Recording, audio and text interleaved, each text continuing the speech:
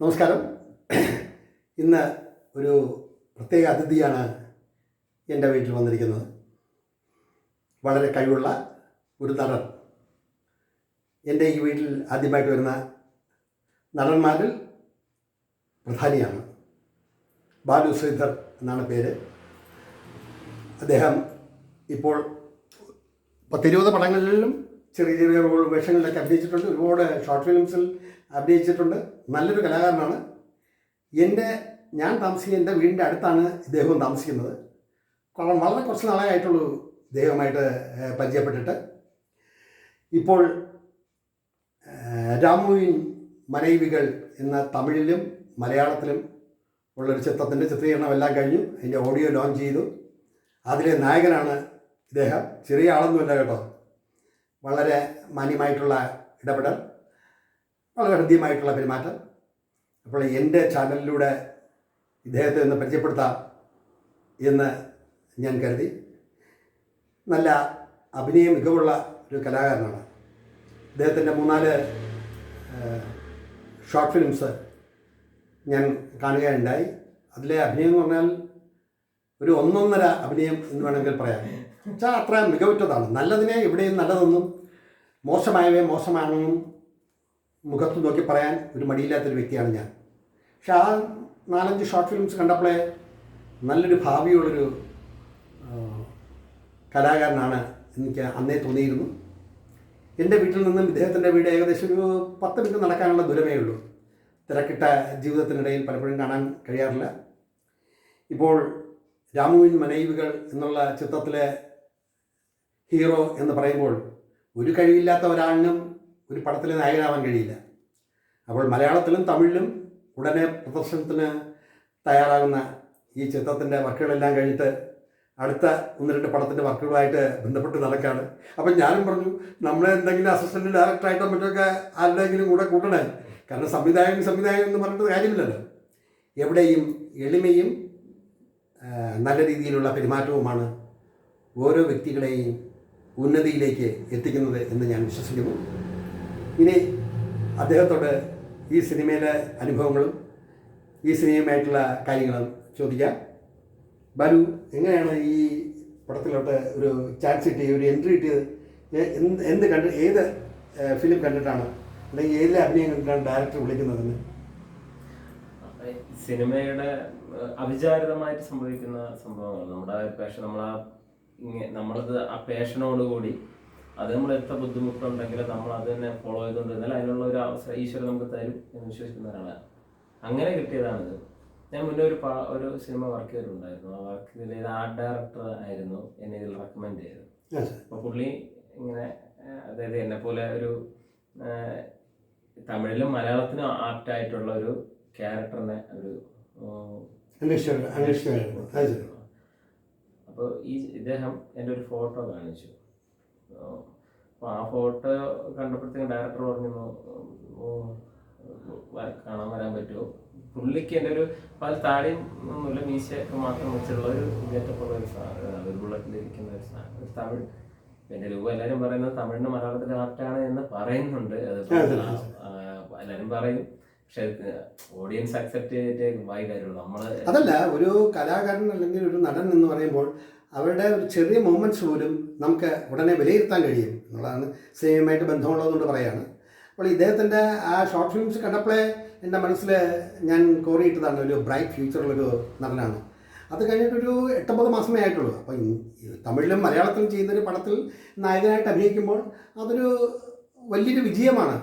ചിത്രം റിലീസ് ആവാൻ പോകുന്നതേ ഉള്ളൂ. എൻ്റെ ഓഡിയോ ഒക്കെ ലാൻഡ് ചെയ്ത് കഴിഞ്ഞ്. ഇതിൻ്റെ സംവിധായകനാണ് വലിയ ഇതിൽ ബഡ്ജറ്റിലുള്ള സിനിമയല്ല, കുഞ്ഞു സിനിമയായാലും ആളുകളാണല്ലോ വിജയിടുക.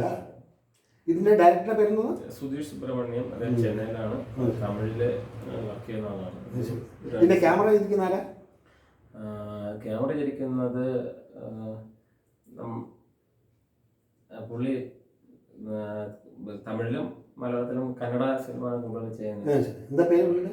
പുള്ളിയുടെ പേര് വിപിന്ദ്. എത്ര ദിവസം കൊണ്ട് ഷൂട്ട് തീർന്നു? ഷൂട്ട് ഏകദേശം മൊത്തത്തിലൊരു 28-29 ദിവസം ഷൂട്ടുണ്ട്. മെയിനായിട്ട് ഒരു ഇല്ലം പാലക്കാട് ബോർഡറിലുള്ള ഒരു ഇല്ലം ആണ് വലിയ ദിവസം ഷൂട്ട് ചെയ്തത്. അതിനുശേഷം പട്ടാമ്പി, മധുര, പിന്നെ കാലിക്കറ്റിനടുത്ത് ഒരു സ്ഥലം, അങ്ങനെ ഒരു 5-6 ലൊക്കേഷൻ ഉണ്ടായിരുന്നു. എന്തായാലും എനിക്ക് ഭയങ്കര സന്തോഷമാണ്. കാരണം എൻ്റെ നാട്ടുകാരൻ തന്നെ നായകനായിട്ട് അഭിനയിക്കുന്ന പടം എന്തായാലും ഈ ചിത്രം ഇറങ്ങി കഴിഞ്ഞാൽ ഞാൻ തിയേറ്ററിൽ പോയി കാണും, കാശ് മുടക്കി തന്നെ കാണും. പക്ഷേ ഇന്ന് ഇപ്പോൾ നമ്മൾ കാണുന്ന ഈ പുള്ളിയുടെ ക്യാമറയിൽ ഇതിനെക്കാട്ടി വളരെ മനോഹരമാണ് അഭിനയം എന്ന് പറഞ്ഞാൽ. ഞാൻ പറഞ്ഞില്ലേ, ഞാൻ ഒരു 3-4 ഷോർട്ട് ഫിലിംസേ കണ്ടിട്ടുള്ളൂ. അതൊക്കെ ജീവിക്കുകയാണ് ശരിക്കും. അന്ന് അത് വർക്ക് ചെയ്ത അതിൻ്റെ ഡയറക്ടേഴ്സ് 2 പയ്യന്മാരാണ്, 2 പേര് ചേർന്നിട്ടുള്ളത്. എന്താ ആ പടത്തിന്റെ നീലച്ചടയൻ, മനോരമയുടെ ഹിന്ദു ഗവൺമെന്റ് റൈറ്റർ, നമ്മുടെ കാപ്പയുടെ ഒക്കെ റൈറ്റർ ആ ചിത്രം, ആ ഷോർട്ട് ഫിലിമിലെ ഇദ്ദേഹത്തിന്റെ പ്രസന്റേഷൻ വളരെ ഗംഭീരമായിരുന്നു. അന്ന് മുതലേ ഞാൻ ഒരു പടം ചെയ്യണമെന്നൊക്കെ പറഞ്ഞിട്ട് ഇങ്ങനെ നടക്കാണ്. അപ്പോൾ എൻ്റെ ചിത്രത്തിലും അന്നൊക്കെ വലിയ നടനായി കഴിഞ്ഞാൽ എങ്ങനെയാണെന്നൊന്നും അറിയാൻ പറ്റില്ല.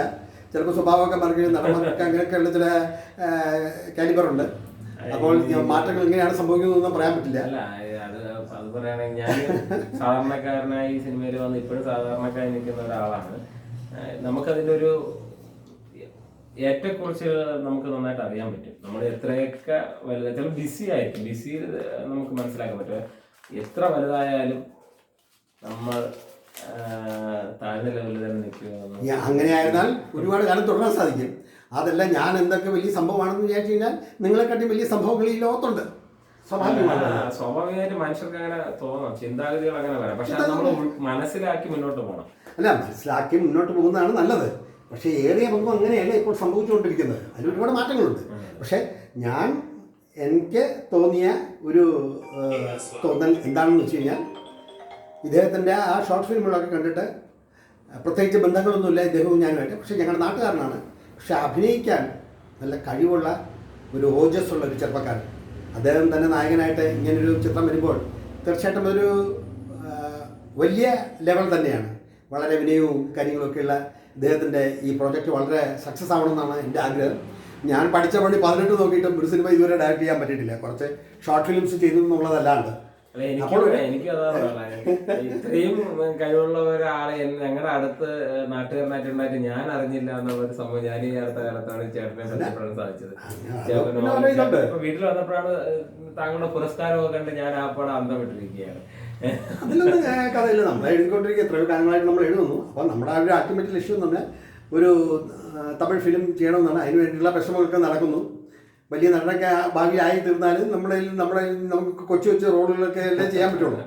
അപ്പോൾ വളരെയധികം സന്തോഷം എന്ന് പറയുന്നത് ഒരു മലയാളത്തിലും തമിഴിലും ഇറങ്ങുന്ന ഒരു ചിത്രത്തിലെ നായകൻ. അപ്പോൾ അതൊരു ചെറിയ കാര്യമൊന്നുമല്ല. അതിൽ ഒരുപാട് എക്സ്പീരിയൻസ് എല്ലാ കാര്യങ്ങളും അഭിനയത്തിന് മികവായിരുന്നാലും ശരി, അഭിനയത്തിൻ്റെ മേഖലയിലായിരുന്നാലും ശരി, ആ ഒരു അനുഭവം വല്ലാത്ത ഒന്നാണ്. പക്ഷേ ആ പട്ടാമ്പിലെ അവിടെയൊക്കെ ഷൂട്ട് ചെയ്തതിൻ്റെ കുറച്ച് ഷൂട്ടിംഗ് സീൻസ് കുറച്ച് എടുത്തു വെച്ചിരുന്നുണ്ടെങ്കിൽ അത് ഇതേപോലെ നമുക്ക് കാണുകയും ചെറിയ ഇതായിട്ട് സോഫ്റ്റ്വെയറിലും അവിടെ ചാനലിലും കൊടുക്കാമായിരുന്നു. അത് കൂടുതൽ എസ്റ്റാബ്ലിഷൻ ഉണ്ടാവുമായിരുന്നു. ഇതിൻ്റെ ഷൂട്ടിങ്ങിൻ്റെ സീൻസാണ്, അല്ലാണ്ട് സിനിമ സീൻസ് അല്ല ഞാൻ പറഞ്ഞത്. കൊടുക്കുന്നത് കുറച്ചും കൂടെ നന്നായിരുന്നല്ലേ. അത് ഇൻ ഫ്യൂച്ചറിലും വരുമ്പോൾ കുറേയധികം ശ്രദ്ധിക്കപ്പെടണമല്ലോ.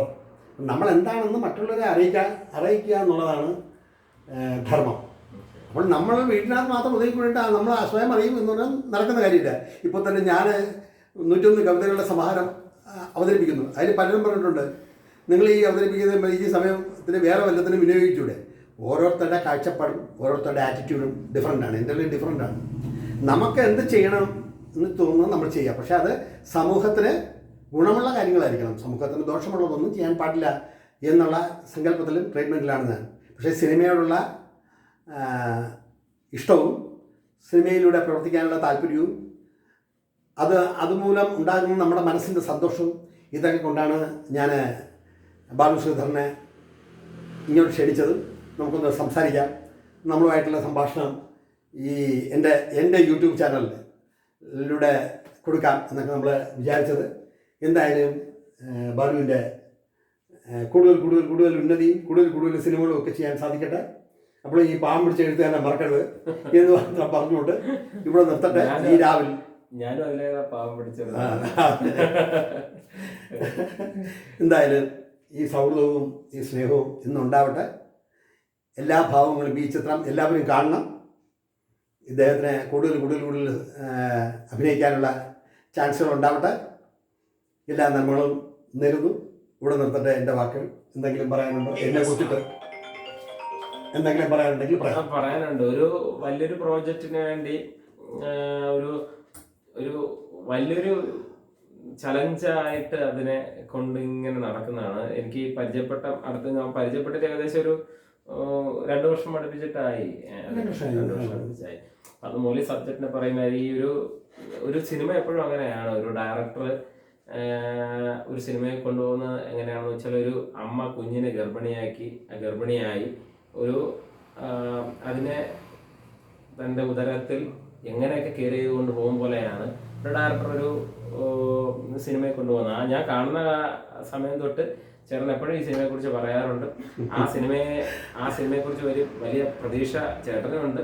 എനിക്കത് എൻ്റെ സബ്ജക്റ്റ് ഫുള്ളായിട്ട് എൻ്റെ അടുത്ത് പറഞ്ഞിട്ടില്ല എങ്കിലും എനിക്കറിയാം അത് ഏകദേശം ധാരണ കിട്ടിയിട്ടുണ്ട്. അത് നല്ല രീതിയിൽ ചെയ്യാൻ പറ്റുകയാണെങ്കിൽ ഒരു വലിയൊരു സക്സസ് തന്നെ ആയിരിക്കും ആ സിനിമ. ഞാൻ അതിലൊരു അദ്ദേഹം പറഞ്ഞിട്ടുണ്ട്, എനിക്കും കൂടെ അതിലൊരു അവസരം ഉണ്ടെന്ന് പറഞ്ഞു. എന്നാലും അദ്ദേഹത്തിൻ്റെ ഒരു സിനിമയിലൊരു ഭാഗമാകാൻ പറ്റിയാൽ അതിന് വളരെ സന്തോഷമാണ്. ശ്രമമാണ് എല്ലാത്തിനും പിന്നിൽ. നമ്മൾ ആത്മാർത്ഥമായിട്ട് പരിശ്രമിക്കുക. നടന്നില്ല എന്ന് പറഞ്ഞ് ദുഃഖിക്കേണ്ട കാര്യമൊന്നുമില്ല. മാക്സിമം പരിശ്രമിക്കുക. ആഗ്രഹങ്ങളുണ്ടെങ്കിൽ കുന്നുപോലെ ആഗ്രഹങ്ങളുണ്ടെങ്കിൽ കുന്നിക്കുരുമാതിരി നമുക്ക് ആഗ്രഹങ്ങൾ സ്വീകരിക്കാൻ പറ്റുള്ളൂ. പക്ഷെ എനിക്കതിൽ വിശ്വാസമുണ്ട്, താങ്കൾ സിനിമ ചെയ്യും, ആ സിനിമ ഒരു സക്സസ് ആവുകയും അത് ഏതെങ്കിലും രീതിയിൽ ഇന്റർനാഷണൽ ലെവലിലെങ്കിലും ശ്രദ്ധിക്കും എന്ന് എനിക്ക് എല്ലാം ഈശ്വര കടാക്ഷം ഉണ്ടാവട്ടെ എന്ന് പ്രാർത്ഥിച്ചുകൊണ്ട് ഇവിടെ നിർത്തട്ടെ ഞങ്ങളുടെ വാക്കുകൾ. നന്ദി, നമസ്കാരം.